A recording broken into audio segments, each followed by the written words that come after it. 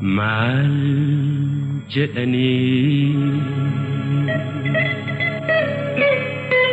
maal himanii yeroo yaadan dhibamanii jiruu afaan wallaalanii kan lafa dhabee horii saamamee kan roorroo jibbee gaaratti gamee maal herregaa maal dubbatamee. Hojjettoota biyya sanaatiin Gazzaany Kaasaan wajjin nuyi Oromoon nama sadii tokkollee nu wajjin yaada nu qabnu hin qabu. Ani fi Gazzaany yeroo sana Gazzaany faayinaansii fi inshuraansii keessa baankii fi inshuraansii keessa hojjettoota jiran geggeessaa. Hojjettoonni isaan inni geggeessu baay'ee eelitiidha. Politisaayizdiidhas. Ani immoo kanan geggeessu hojjettoota indaastirii fi faabrikaa irratti bobba'anii kanan calqabe hojjettoota akaakidhaa kan sibiila baqsuu irratti waan sibiilatti rarra'u hunda isaaniitu achiin filamee dhufeeni booda industirii fi yuuneenii industirii fi kan faabrikaa yeroo ijaaran ani isaafin sekretaarii ta'ee miseensonni industirii fi faabrikaa irratti bobba'anii yeroo sana 150 oli. Isa kanan geggeessaa ture. Gazzaany immoo kan baankii fi kan inshuraansii geggeessaa. Egaa industirii irratti wal argine jechuun industirii yuuneen kan faayinaansii fi kan inshuraansii yoo ijaaramu kan faabrikaa fi industirii yoo ijaaramu achirratti wal argine jechuun. Aniif Gazzaany sanaan dura wal hin beeknu ture. Ani Gazzaany hin beekun ture. Sanaan dura achitti walitti dhufnee wal barree booda gaa jireenyuma keenya keessa adda bilisummaa Oromoo wajjin anis quunnamtiin qaba. Innis quunnamtii qabaachaa ture. Booda yoo jaallemuheen Finfinnee hojiidhaa dhufu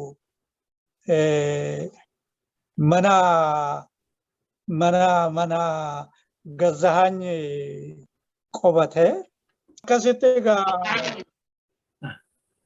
Akkasitti jaalleewwan walii ta'uu keenya barree Gazzaany fi ani erga industirii maabaraatti leeveliitti wal argine walumaan hojjechaa turre. Ani fi inni yeroo tokko warra yeroo nuyi dhufnu kana warra liig jedhutu Gruppii liigii wajjin konnekshinii qabutu Mayisamaa geggeessaa ture. Isaan irraa fudhannee jechuun isaan irraa fudhannee Gazzaany deputy chairman ta'ee filamee ani immoo vice chairman ta'een filamee Gazzaany foreign relation itti ramadamee legal department keessatti collective agreement fa'i warra geggeessanii hojjetee bulaa fi hojjechiisaa walitti fiduu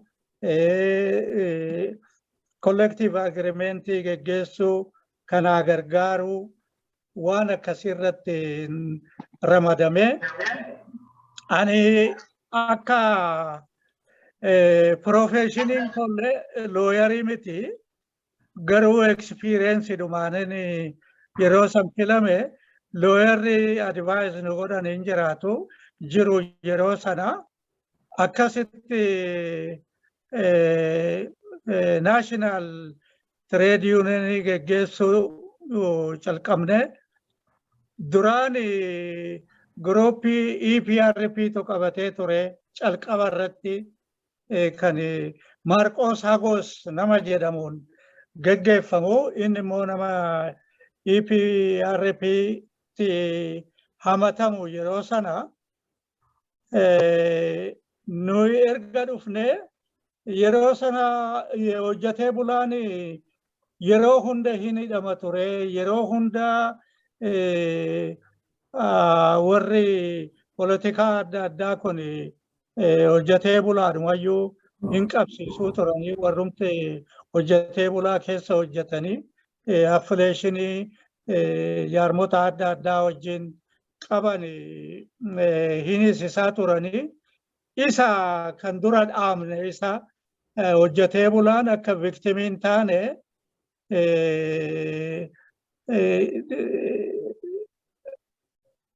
jaarmota adda addaatiin utubuudhanii jaarmota adda addaa utubuudhanii akka viktimiin taane baay'ee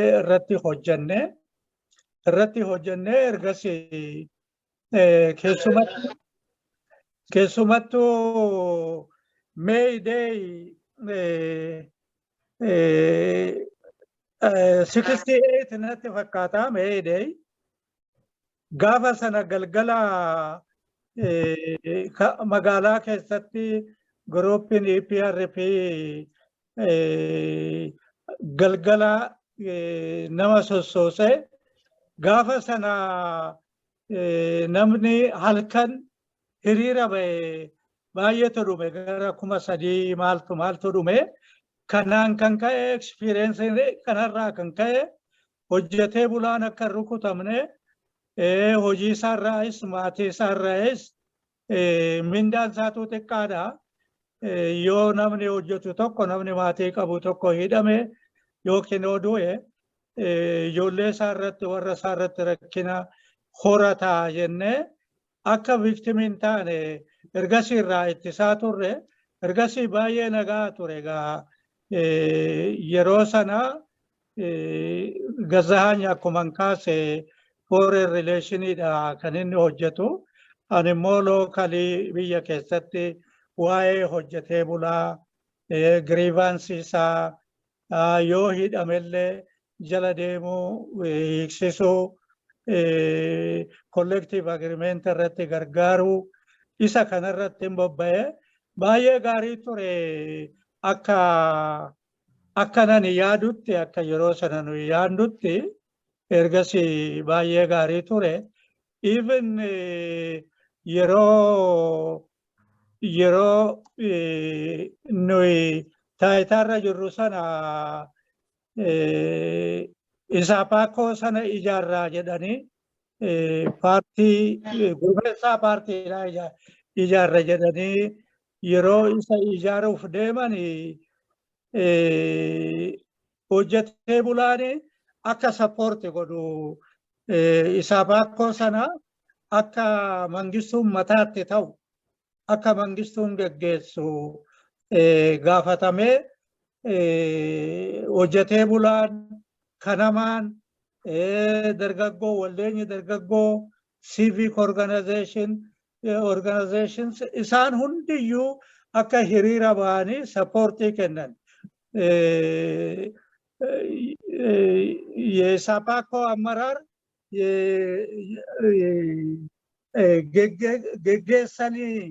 geggeessi mangistuudha murteessaadha kan jedhu isa fayyee oppoos goone hojjetee bulaani akka hiriira sana hin deeggarre nuyi kan filamne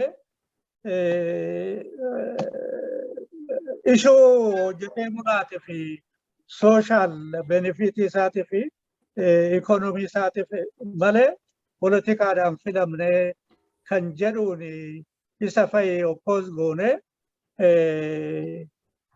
hojjetee bulaa keessa gareen tokkoyyuu basic unioniidha unionii grassrootii jiru kan fabrikaa keessa jiru kan maaloo keessa jiru kan masraa beeta adda addaa keessa jiru akka nu dhaggeeffatu nu dhaggeeffadhaa malee hiriiran bayinaadha supporting godhinaadha jenne isa successfully hojiirra oolchine gaafa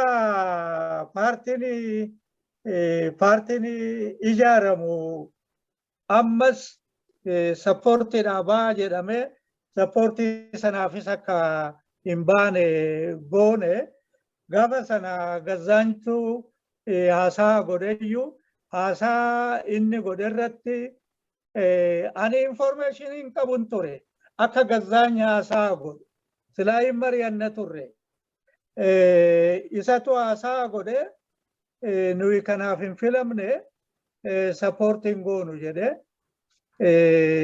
tokko isa gaa wanti nuyi targeetir taaneef tokko isaa jechuu tokko isa hamma mana hidhaa dhaqnutti gaa sarrasanyaa sana dafqaan bulaa yookiin hojjetee bulaa biyya sanaa sana akka gaariitti akka bulchaan suni targeetiin goone bulchaan mangistuudha suni akka targeetiin goone successful taanee turre nagariinis waan kana waan beekuuf waan itti dabalu yoo jiraate yeroo sanatti dabaluu danda'a. Yeroo sana keessa ture nuti ijoolleen mana barnootaa wingee turre kutaa garaagaraarraa waan dhufnuu fi achitti wal barachuudhaaf carraa gaarii uumee ture. Achitti wal barachuu duwwaa osoo hin ta'in waanuma yeroo sana keessatti ta'aa ture wal ijaarree waan tokko tokko gochuudhaaf yaalii godhaa turre. Wal barachuudha gara caalu wal barachuu waa'ee barnootaa irratti waanuma kana fakkaatu irratti wal ijaarree socho'aa turre achi yeroo tokko istiraakii goone sababa istiraakii sanaatii fi istiraakii sana keessatti qooda fudhannee fi mana barnootaatii nu baasanii nu hidhanii namni hangii nama barattoota 10 taanu poortiitti nu dhiyeessanii ji'a sadii nu hidhan yeroo jalqabaa gaafa waa'ee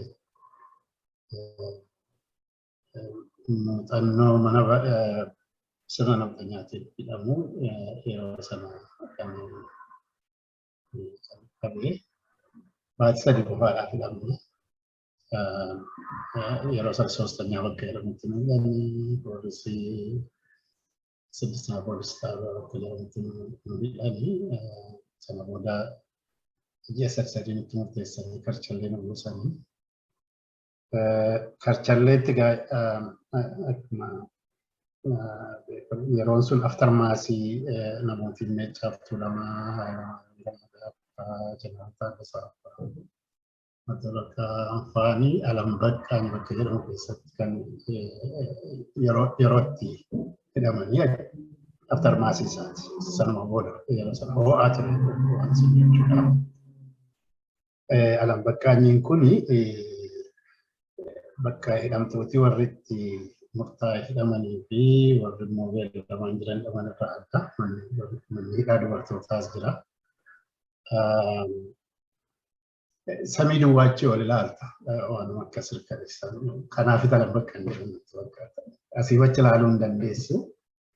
waanii agartee alaa fagoodhaan illee agartee waan xiqqoo ilaaluu hin dandeessu. Kanaaf nan bakka hin jedhamu fakkaata. Haala akkasii sana keessatti kan Hayilamaariyaam Gammadaa Abbas duranii isaan afaallee walitti baasaniitii bakka gizootii galamsootti arganii naannoo Mazarfilfaa kan fannifaman haala akkasii keessa turaniiti. Ofii immoo yeroo sanatti nama sadii argine. Namoonni sadeen kun maqaa adda bilisummaa Oromootiin waraqaa adda bilisummaa Oromoo Dirree Dhawaa keessatti karaa Jibuutii galchanii facaasanii jedhamanii hidhaman. Hiriyaa yeroo sana Abbaa Joobirlee piraaktisii godhaa ture hiriyaa isaa tokko wajjin hiriyaan isaa kun Guraageedha.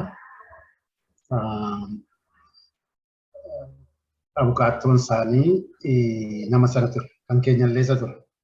Yeroo koortiitti nu geessan. Of course bara dargii osoo ta'e girgiddaan qorsiisu malee koortiitti nu geessan kun bara Sillaasee at least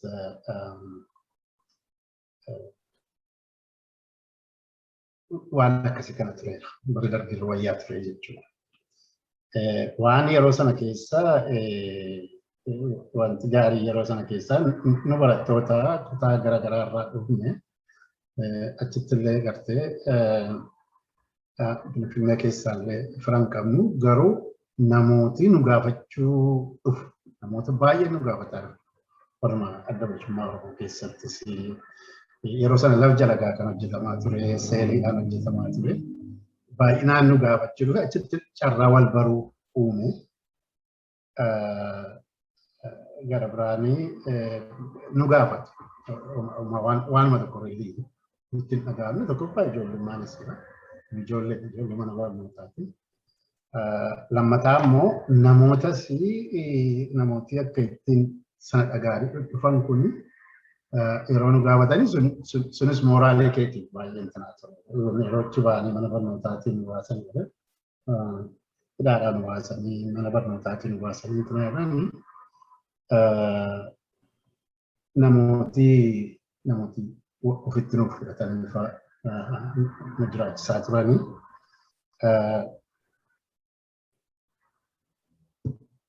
Next muuxannoon sana ture. Muuxannoon sana ijoolleen sun of course warri yeroo sana wajjiniin turre baay'een isaanii yeroo jaarraa dhufanii bosona seenanii warra calqaba bosona seenaniidha. Warra akka Olaanaa Lamuu fa'aa, Mustafaa Abdullaahi fa'aa, Abdusalaam Muhammad fa'aa, Abdul Jaliil Garbi, Abdul Jaliil isa international ture.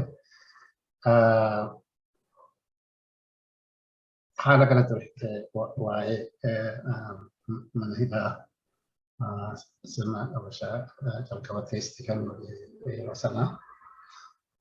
Lammataa bara 1975 duula Idil-Gatbaa biratti jedhamu sanarraa ba'anii namooti Finfinneerraa gara Sumaaleetti jedhanitti ergamanii deeman turanii isaan hordofneetiin kan yeroo sana gara bahaan ture. Lagariin ture isaan hordofnee namootiin warraanis gara biyya Sumaalee sana deemne. Biyya Sumaalee sanatti akkaataan ittiin duraanii deemamee achi dhaqamee tireeningii fudhannee achi ol deebi'u ture. Haa ta'u malee Sumaaleen yeroo sana keessatti as usual Sumaaleen yeroo garaagaraatti agartee maqaa Oromoo waan jedhamu kanarraa fedhii isaanii carraa isaanii guuttachuudhaa fi takka maqaa Western Somali Liberation Front takka maqaa Somali Aabuutiin lolaa turan. Yeroo sana keessatti egaa lola karaa bahaa sanaaf qophii guddaarra waan turanii fi waan duraanii abdatamee deeman sun waan guutuu dadhabee fi namoonni warra Finfinnee irraa deeman achi ol deebisanii warra kutaarraa deeman immoo gara concentration campii tokkotti nu geessanii sana booda immoo achitti nu geessanii gara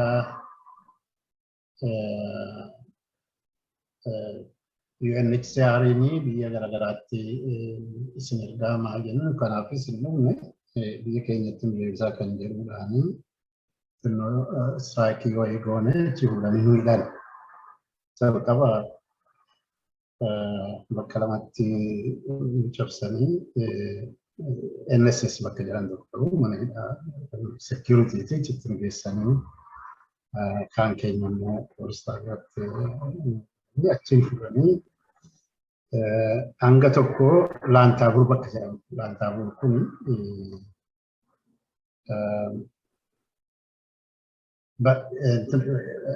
naannoo sana manni hin jiru. Mana hidhaa sana duwwaa jira.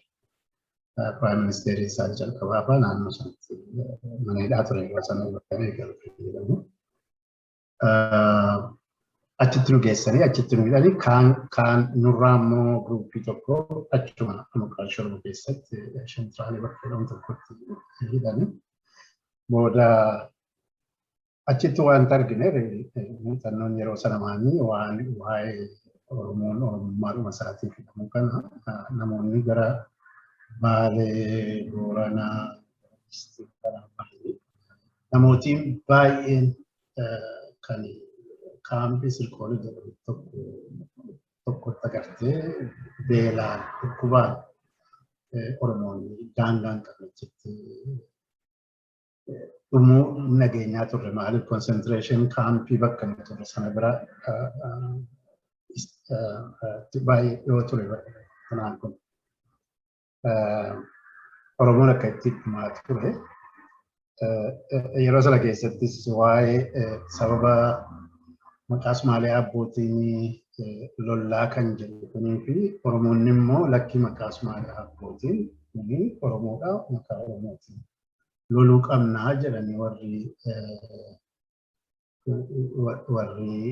qabsaa'aa turaniiru achuma keessa biyya Sumaalee keessa warri turanii warri immoo even warra hoogganoota karaa Baalee karaa Booranaa deeme gidduutti ispilitiin tureera yeroo sana. Sababa sanarraan kan ka'e fakkeenyaaf mana hidhaa sana keessatti Adamjiloofaatu ture. Namni keenya tokko nama gara bahaati Saddiiq jedhu maqaa garaagaraa qaba. Shabbiir Saddiiq Raayib dhalooti nama naannoo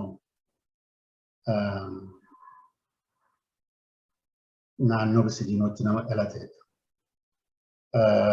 Inni kun biyya alaalee deemee Kooriyaa fa'aa sanatti nama tireeningii fudhataa turedha. Inni faanis filannee ture. Isaan kana agarra. Egaa waan akkaataa jireenyi itti jiraatamu jireenyi mana hidhaa Afrikaa keessatti keessumaa biyya akka Sumaalee keessattis environment Itoophiyaa sana keessattis isa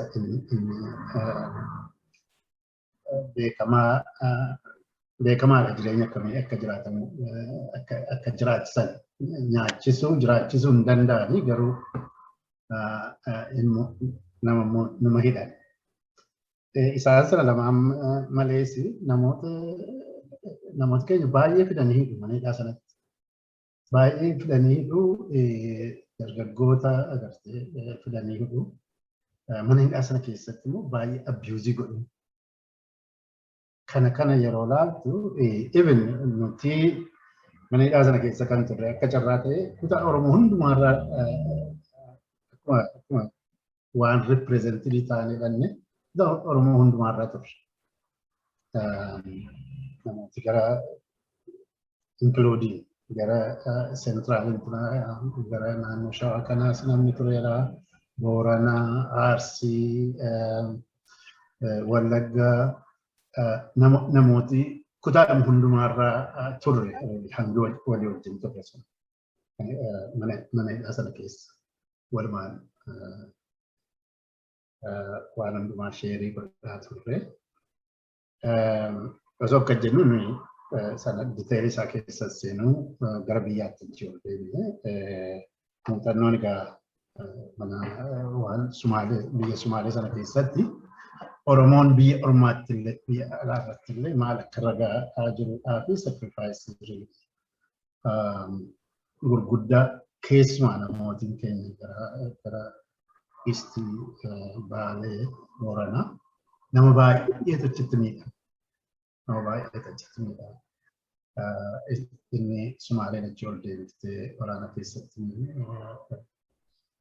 dhumes lakkoofsaa tokko laayyoo miti. Waa'ee Oromummaatiifis immoo achi keessattis yeroo biyya keessattis akkas qabsoon ta'aa ture. Achi keessattis qabsoota adeemamaa ture. Qabsoota adeemamaa ture.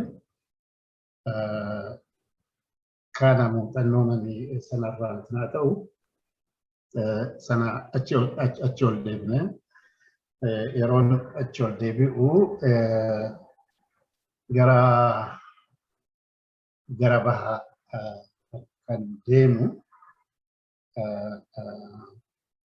qaqqabnatti kenname achirratti waa'ee kana kan yeroo sana kan hojjenne akkaataan ittiin deemu kabarii ijaatu fudhate kan deemu.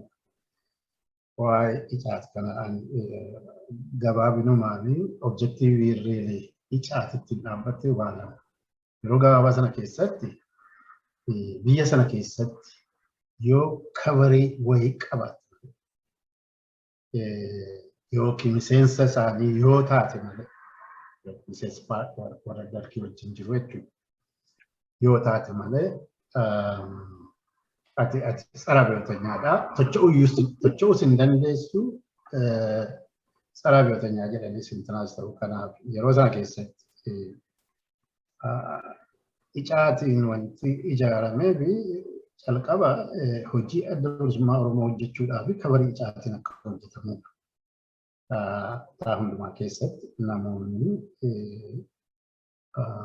kabarii icaatu fudhataniitu deemanii hojii adda bilisummaa hojjetamuu fi kabarii kennuu turan. Inni lammataa immoo sabaaf sablammoota gara biraatii wajjiniin trustii biildii gochuudha. Maaliif waa lama sirna Bashaakuun kan inni ittiin Oromoo yeroo hunda hojjetu tokko Oromoon addaan babaasee walirratti duulchisuudha. Inni lammataa immoo sabaaf sablammoota gara biraa kana Oromoo bulguu fakkeessanii itti dhiyeessuudhaan isin liqimsu jarri kun jedhanii akka isaanii anti Oromoo ta'an gochuudha. So kana lamaan adresii gochuudhaaf icaati yeroo sana kan inni dhaabbate. So kabarii icaatu fudhatee naannoo bahaa sana ture. Amma danda'ametti hojii adda bilisummaa Oromoo hojjetamuu fi kabarii kennuudha. Gaaddisa kennuudha. Hojii tokko faasiliiteetii gochuu waan akkasii ture. Kanaanin achi deeme kanaan osoo jiru insidentiin Baaroorra ta'e yeroo sana keessatti isaanis information argatanii osoo hoogganaan icaati asii sochii warra dhiphoo keessatti qooda fudhataa jiru. Inni asii firiilii socho'uun sirrii miti jedhanii guyyaa tokko ganama dhufaniidhuma poolisiin mana ittiin keessa jiraatu tokko marsanii si barbaadnaan jedhanii akka ittiin na fuudhanii deeman. Haalli sun baay'ee rakkisaa ture. Tokko kiraayisisii guddaatu adeemaa ture. Ijoollee keenya warra karaa hundumaa wanti obviyasiin tokko maalii wanti bosonaa hojjetamaa ture deeggarsa warra magaalaa keessaatiin hojjetamaa ture. Kominikeeshiniin jiraachuu ture. Namootiin keenya namootiin daldalarra jiranii waan danda'aniin warra fiildii socho'an cinaa dhaabbataa turanii kan ammoo faasiliiteetii godhanii zayyuuz akkuma Sumaalee ofirraa rukutanii intinaa ta'aniini nuti achi as deebi'an. Ijoollee keenyatti achi as deebi'anii isa kaanii kurkursanii ajjeesanii isa kaanii hin hidhanii booda immoo mana hidhaatii fudhanii warra kaan sana ajjeesanii. So communicationii jiru hin ciccite. Fiildittis kiraayisii akkasii ta'e magaalaa keessatti communicationii jiru kukkutadha. So momentii akkasii kana fakkeenyaaf naannoo Harammaatti akkuma bosonuu gartee ijoollee keenya adamsanii kurkursanii warra aktiivii paarsipeetii godhaa turanii adamsaa turanii isaan keessaa warra kadamshuu fa'aa hin qabanii karaa daddar Yusuf Ahmed Beddannoo namni jedhamu waa'ee kominikeetii waa'ee dirree walqunnamtii dirree magaalaa gidduu. Innis Yusuf Sheekdoon fa'aa wajjin hidhamee even karaa Habroollee namni wayii fiildiidhaa fi magaalaa gidduu namni kominikeetii godhu namni Daawud Tolaa jedhamu tokko ni hidhamee. Hala very tense situation uuman magaalaa keessattis dirreettis kiraayisii guddaa ture. Haala akkasii keessatti egaa magaalaadha waan hedduutu meeshaan illee bitamee gara fiildiitti adeemaa ture. Ergaan Finfinnee irraa dhufu karaa sana darbaa ture. Manatti xinnoon keessa ture sana keessatti yeroo dhufanii na barbaadanii meeshaa garaagaraa ture. Ergaan illee gara fiildii kan deemu ture. Abbaa urjii illee Maccarcaroo kan jedhamu ni ajjeesanii. Abbaa urjii illee mana kiyya keessa ture. So also yeroo sana situation is a good thing all as deebi'anii mana ol gallee fattashna osoo jedhanii situation isaa different ta'aa ture. Maaliif sana hundumaa wajjiniini nagaadhaan akka kennachuu hin danda'amu. Anyway, tole jedhee kanaan hin deeme. Abbaan urjii karuma alaan itti qollofe mana keessatti abbaa urjii faattillee. So yeroon achi gahu gara poolis magaalaatti na geessanii achi keessa Yusuf Sheekdoon faatu jira. Yusuf Sheekdoon, Abdulqaadir, Bakrii isaan kun Dirreedawaa irraa daddarraa warra qabamanidha. Yusuf Sheekdoon bulchaa warraa ture. Qotee bulaa itti gaafatamaan qotee bulaa Abdullahi jedhamanii. Bakrii itti gaafatamaa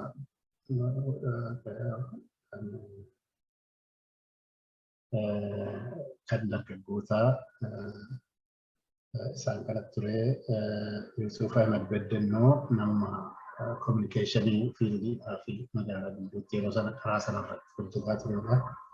Isaan kun hidhamanii mana hidhaa turanii akkuma achi ol na seensaniini darii namni mana hidhaa poolisii sana beekan jira. Ruumii sadii jirti. Yeroo achi ol seensisanii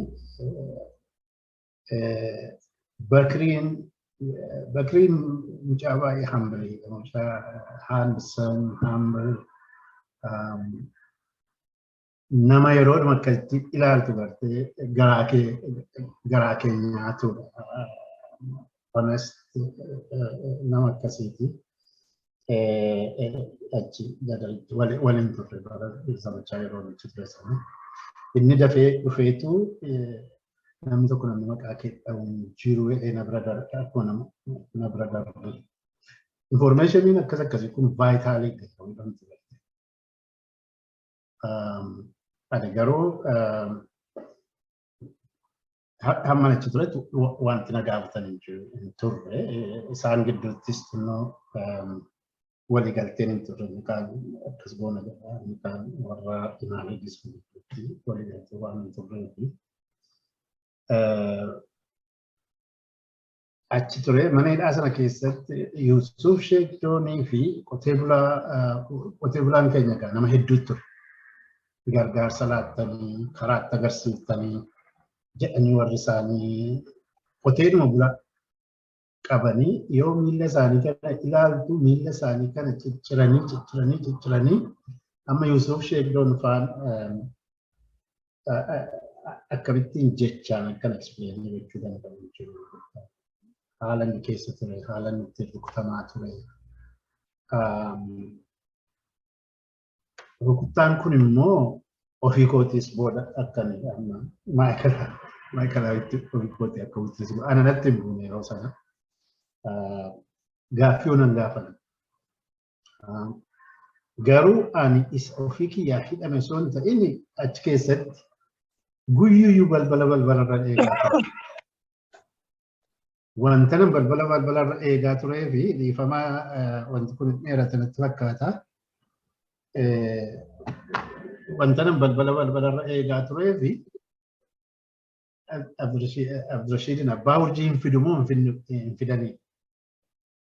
Yoo abbaa urjii fidan osoo achumatti ol gallee ilaalla jedhani lamaan keenya iyyuu outcome isaan beekna harkatti laattannu ture. Meeshaa hedduu ture mana sana keessaa isaan maalitti achumatti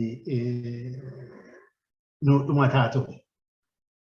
Garuu amma yoo na booda deebi'anii fidanii dhufanii you are already in their hand. Harka isaanii keessa jirta. Kanaaf haga baatii tokko booda na baasanii sa'a 24tti bahi kutaa kana keessaa naan jedhan. Garuu haga bahutti guyyuyyuu abbaan urjiin eega balbala irratti. Yoo isa fidanii dhufan meeshaa waan achi keessa jiru waan mana keessa jiru hundumaallee fidanii dhufuu kan jedhu baati. So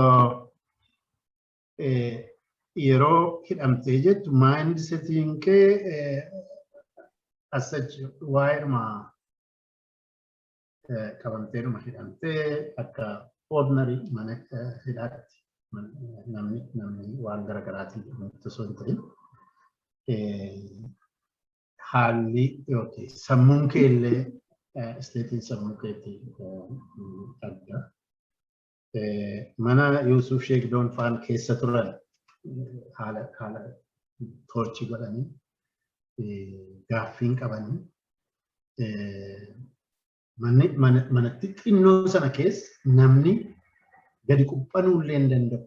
Dabareedhaan gadi quphanii ofuma irratti nyaata.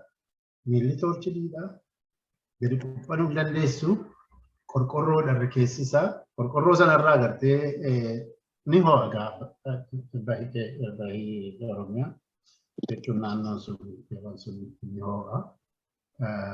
Dafqee gartee namarraan naa ta'u qorqorroo sanarraa gadi sitti rooba. So ganama yeroo sirraa bananii namnu waan isarra jiru qaama isaarra jiru cuunfeen tanaa ta'a. Cuunfeen deebisee uffata. Dafqumti sun agartee jiiseen tanaa ta'e. So amma Yuusuf Sheek Joon fa'aa hunda isaanii achi fuudhanii ajjeesanii lafarra qotatanii maal ta'an kan jedhu booda dhaga'e. So even before that guyyaadhaan du'aa turan. Jireenyumti isaan ittiin jiraataa turan guyyaadhaan du'aa turan. Toorchii isaan agartee rukuttaa isaan rukutaa turanii isa yookiin gartee information irraa argachuuf osoo hin ta'in adaba. Maaluma abbaa keessanii kana yaaddisuu kan jedhu. Kanan witnessii godhachitti anyways ani sa'a 24tti baay'inaan jennaan sa'a 24tti bahee dhufee Finfinnee yuunivarsiitiidhaa waraqaa fudhatee yuunivarsiitii jooyinii godhe. Yeroo achitti deebinee jennu haalli itti organizationin keenya hojjetu it was different. Akka dhaabii gara biraa hojjetan dhaaba akka Ihaabbaa fa'aa warra gartee Ijaafii fa'aa dhaabotiin garaagaraa yeroo sana burqanii hojjetaa turan kuni akkuma sirna isaanii gartee sirni isaaniitti hubdaa'anii. So structuring isaas gararraadha amma gajjallaatti akka ittiin wal xaxee achuma gadi flow godha. Horizontal communication limited. Kan keenya garuu different ture. Akkuma aadaa keenya. Really, it was smart akkaataa namni keenyatti yeroo sana hojjetaa ture. Maaliif structure sana tokko horizontaali autonomous ati dirqama tokko godhattee naannoo tokkotti wanti naa taate waan dirqama ibsanaa hojiirra oolchuu akkamittiin akka hojiirra oolchitu achumatti murtaa'a. Gararraadha amma gadiitti agartee wanti naa ta'amu jiru. Dirqamni tokko yeroo kennamus dirqama sana irratti bobba'ee namni hojjeta. So yeroo namni sun exposed ta'u wanti walitti hidhamu hin jiru namuma sanatu bahee dirree deemaa jecha haaluma akkasittiin hojjetamaa ture. Egaa kabarii icaatiin hojjetaa turre jedheeraa icaatiinis ni baasanii. So warri representative ta'anii kabarii kennanii naannoo garaagaraatti hojjetaa turan hundumtu ol deebi'anii giddu galeessaa immoo warri koordineetii godhaa turanii fiilditti ba'anii yeroo garaagaraatti namoota garaagaraatti vaakiyuumii ture. Akkuma jala gartee karaa bahaatiinis wal qunnamtiin magaalaa fi dirree gidduu jiru tootaali kollaapsi godhe karaa bahaa. Karaa giddu galeessaatiin karaa RCtiin qofaa ture. Innumtuu istiraakcharii dura tureen osoo hin ta'in istiraakcharii karaa icaatti diriirame ittiin hojjetamaa tureen osoo hin ta'in haaraadha wal qunnamtiin istaabilishti ture.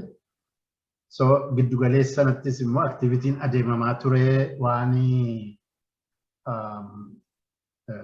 warri koordineetii godhaa turan heddummin isaanii waan gara alaatti deemanii fi restructure gochuun barbaachisaa ture. Restructure gochuudha calqaba. So waa sadii ture tokko wal qunnamtiinuma karaa dirree bahaa sana establishii gochuudhaa fi isee jirtu immoo maintain gochuu. Giddu galee sanatti namooti already exposed hin taaneen replace gochuu structure diriirsuu. Inni sadaffaan immoo kabarii waan hin qabnee fi restructuring sun wanti nu barbaachise. Kabarii waan hin qabnee fi bifa haaraadhaan haa ta'udha amma darsee intinaa ta'aa ture yeroo sana keessatti kabarii yeroo jettu socho'uudhaaf kabarii si barbaachisa. Namni tokko naannoo tokko ka'ee naannoo gara biraa barbaachuudhaaf yookiin xalaa si barbaachisaa yookiin ID kaardii si barbaachisaa. Yeroo sana keessatti reeli Gazaanyii fi Addamisee Ilmeefi kabarii sana providii nu godhaa ture.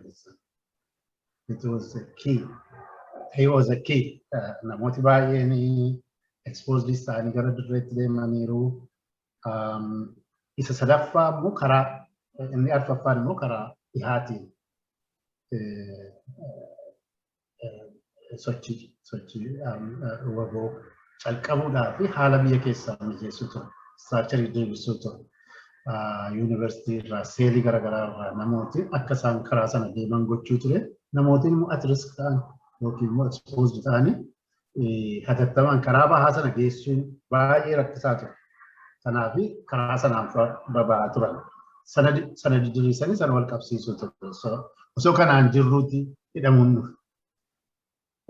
Information leakii godhe information argatanii sababa sanaatiin namootiin baay'ee turan. Namooti baay'ee turan. Suni maali we had no choice. Restructure of gochuun suni choice gara biraan qabnu turre. Isaan immoo labjara akka ittiin hojii diriiree hojjetamu kanatti expert ta'aniiru warri security isaanii. So victim sana information illee godhee namooti hin qabamanii hangi xinnoon irraa survive godhanii ba'anii mana hidhaa sana keessatti egaa really experience mana hidhaa keessa ammas kananan intanaa ta'u mana hidhaa sana keessa Oromoo hunduma kutaa hundaarraa dhufe. This is very important. Oromoo kutaa hundumaarraa dhufetu karantinaatiin qotee bulaan tureera, namooti daldalaa turaniiru, hojjetooti kunoo liidarshiippiin hojjetoota warra akka gazaanii fa'aa turaniiru. Namooti really yeroo sana keessatti namooti Oromoo very highly educated biyyuma sana keessatti namootiin akka isaanii namootiin qubaan lakkaa'amanii namoota akkas akkasiitu. Maanyi sirna sana maalummaa sirna sana yeroo waan isaan kana irratti ta'u waan dubartoota keenya irratti ta'u yeroo ilaaltu mana hidhaa sana keessatti really the true nature of the Naftanyaa system argite. Tokko kan isaan sireebanii fi informationis keessaa argachuu miti. Situ rukuttaan isaanii ishee tokkittiin ugartee yeroo isaan miila keessidhaan suni sammuu keessaatti siililchiti. Garuu sana miti hamma miilli kee agartee dhiigii yookiin dhiigii miila kee keessaa bu'uutti faffaca'ee isaan satisfaction isaan irraa argatu. Yookiin immoo hanga ofii isaaniitti dadhabanii maal jedhanitti himma sun really information isirraa argachuu miti kan keenya akka warra garaa adaba maaluma abbaa keessanii fi kana yaaddan jikee funaantee gurguruun sitti xiqqaateeti natsaannat jette waa'ee kanaa yaaddaa isin jedhu warra. Imagine namoota ati respectii gootu warri agartee umurii kootti jiranii ulee sin dandeessaa arraba sin dandeessa ta'a yookiin immoo arrabichaafis yookiin deebiitti laata if you can. Kaapunarraa namooti warri gurguddaan kun namooti educated ta'an kun yeroo seensi fuulduratti akka ittiin xiqqeessitee ol galagaltee tumtee maal jettee salphistee maal jettu that was peenii isa kan keetii sana kan caalaa kanarratti raawwatu. Isaan immoo dhiisi warra dhiiraa yoo dhiisi dubartoota haadha ilmaanii dubartoota amma warra akka Addis Ayatollah waa'ee isaanii seenaa isaanii hin dubbatan isaanii tokkoffaa abbaa manaa isaanii luba yookiin atumsaa biraa fuudhanii ajjeesanii osoo baatii lama sadii immoo yeroo baatii lama sadii hin caalle keessatti fuudhanii hidhanii jaartii guddoon mana gaan kan hamma gartee miilli isaanii lafa ejjechuu dadhabutti tumanii si fuuldura tumanii yeroo waan akkas akkasii kan agartu that was painful. Dhugaadhuma yookiin information irraa argachuuf osoo hin ta'in isinumti maalumaaf waan akkasii yaaddan. And the people who do this warra akka wuqaa jedhan maal jedhan kun faani namoota ilbiisa. Namoota gartee ijumaan argaan illee sitti hin ta'u.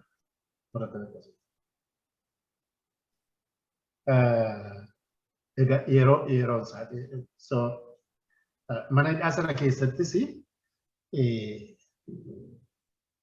every day du'aa jiraattu because you don't know. Yoo geetii qilleensa raasee jedhe waa'ee mana hidhaa keessaa kantiin akka ciisicha isaa maalsaa waan baay'eetu jajjaramaa sana yeroo fudhatu. Garuu du'aa jiraatu. environment akkasii kana keessatti du'aa jiraata agartee. So namoonni baay'een agartee you create hope abdiidhati of keessatti uumuu qabda survive sammuun nuti kee survive godhee jiraachuudha. Abdii hin jirre uumuu qabda. Nan jiraadha jettee nan jiraadha yookiin harkaan bahee badaa opportunity barbaadu qilleensuma intinaan you know intinaan isaa baay'ee baay'ee garuu hinumaan jiraadha jettee waan akkasii of keessatti uumuu qabda malee environment isaan keessatti uuman kuni guyyaa guyyaadhaan duutu paatarni qaba akkaataa isaan itti nama ajjeesanii maal jedhan sanaa garaagaraatti. So namooti keenya mana hidhaa keessatti du'anii ijoollee lama gidduu darbe kana viidiyoo isaanii ijoollee Booranaa lama yeroo fuudhanii ajjeesanii akkaataa ijoolleetti sun deemaa turan maandi isaanii keessatti kan jiru vividly mul'isa intinaan sun. That was how ijoolleen keenya Weefaa Gazaanii fa'aa Kabbadee Gazuu nu biraa fuudhanii yeroo ajjeesanii environmentii akkasii keessatti of course mana dudduuba deebisanii intinaa ta'an malee waanuma ijoolleen sun sammuu isaanii keessa intinaa ta'e akkasumatti hin du'anii kana yaaduun barbaachisaadha. Namoota keenya namoota fuudhanii ajjeesan Jeneraal Taaddasee fa'aa ta'uu Guddinaa Tumsaa fa'aa ta'uu bara Dargiis warra du'anii bara Wayyaanees warra du'anii haaluma akkasii kanaan kan isaan fuudhan akka ajjeesan fa'a. Kuni mootummaa isheen ammaa kuni gadi baaftee viidiyoo kaaftee sitti mul'istiidha. So nama tuqa amma namooti baay'ee ilaaluun mayyuu hin dandeenyu.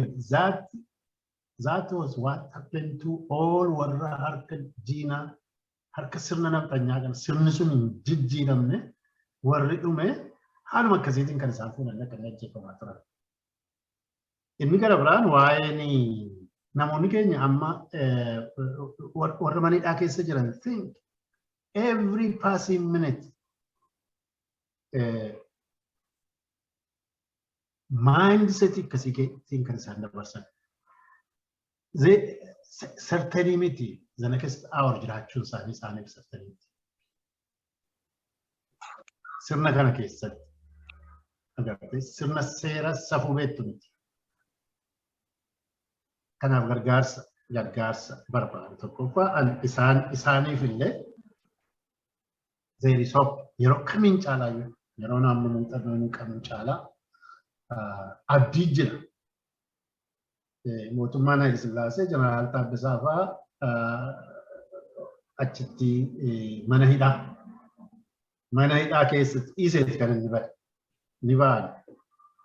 Bara Dargii namootiin baay'een hamma Mangistuun biyyaa bahutti for that matter Maayikalaawii keessatti haga dhumaatti Maayikalaawii keessatti hidhamaan siyaasaa hafe warra maqaa adda bilisummaa Oromootiin hidhaman duwwaa. Even warra Shaabiyaa illee hin turre Maayikalaawii keessa yeroo Dargiin yeroo Mangistuun biyyaa bahu. Warri TPLF illee hin turre. Hundi karchallee turan.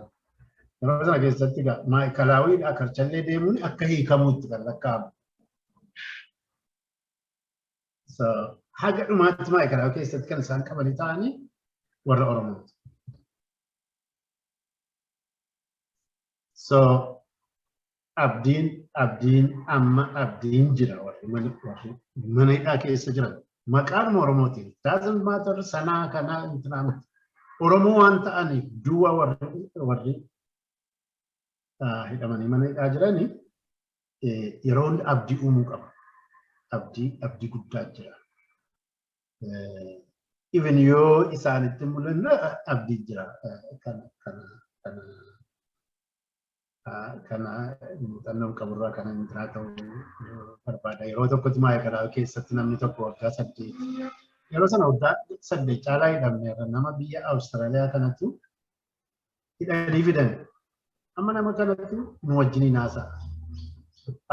Namoota jiran nu dura moorri hidhaman jiru warra akka Abbaa Margee fa'aa warra akka Saggaayee fa'aa Dhufuun dura warri isaan gara waggaa 10 ta'anii yeroo sana. Isaan hundumaa wajjin haasa'eetu dhuma irratti maal jedha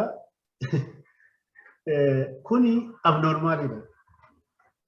Maalii jennaan isinumti normaalii taatan akka nama nagaatti haasa'uu danda'uun keessan kun abnormaalidha. It is true. Egaa yeroo sana keessatti dammaqinsis hin turre karaa alaatiinis nama keenyarraa wal quunnamuun hin danda'amu ture. Yoo danda'ames riskii. Kanaaf inni gara biraa immoo namoota amma mana hidhaa jiran nama baay'eetu mana hidhaa jira. Namni keenya yoo beekellee beekuu baatellee yoo horii qabaate yookiin immoo waa qaba itti fuudhee dhaquu baatellee dhaqee maqaa dhahee abalu akkamii ati jechuun baay'ee barbaachisaadha. Maqaadhuma dhahanii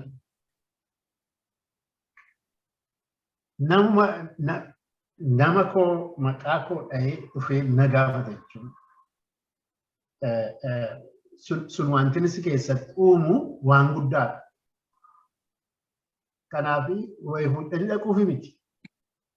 Namootuma maqaa kanaatiin hidhamanii jedhanii dhaqaadhuma at least yeroodhuma ofii yeroo isaanii namni keenya. Yeroodhuma isaanii yoo waa qabaatanii dhaqanii gaafatanii baay'ee gaarii. Garuu nyaata miti wanti mooraalii isaaniitiif baay'ee barbaachisaa. Dhaqanii dhuma gaafachuu baay'ee barbaachisaadha. Inni gara biraa beelii namooti keenya mana hidhaa keessatti miidhamanii jiran baay'eedha. Osoo safuu amma rememberan yeroo mana hidhaati mana hidhaa yeroo tures yeroo Harar turetti abbaan hojii hoteelaan nyaata ta'aniitu deeman. Amma achi turetti hoteelarraa nyaata faatu. Waan akkasii kun waan baay'ee guddaa. Bakka ijaaramtee jirtutti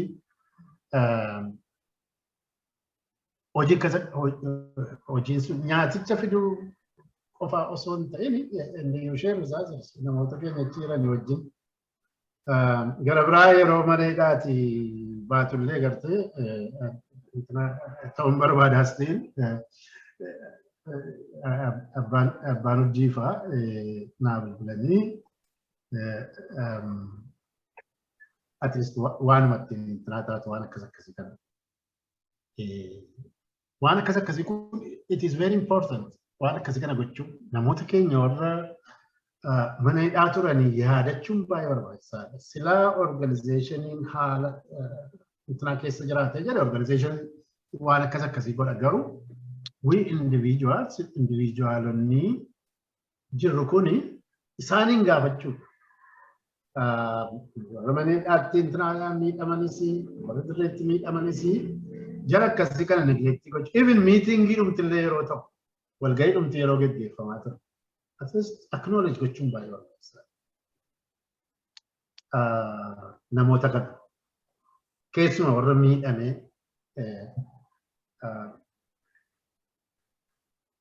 dirreettis haa ta'u mana hidhaattis haa ta'u warra jijjiiran kana mooraaliidhaaf baay'ee barbaachisaadha. Isa gara fuulduraatti qabsaa'uufis baay'ee barbaachisaadha. So Oromoon bakka jiru mana hidhaan bara Sillaasee bara Dargii keessatti biyya Somaaleettis muuxannoon qaburraa maali? Oromoon piraayisii guddaadha kan inni baasaa jiru. Kan hin beekamu. Even mana hidhaa keessatti waan isaan irratti ga'u. Waan agartee dubbatamee dhumneedha yeroo gabaabaa akkasii kana keessatti. Kanuma jechuun barbaada yeroon kaa'ame abshuu asirratti mutinaadha. Maal jedhanii maal himanii yeroo yaadan dibamanii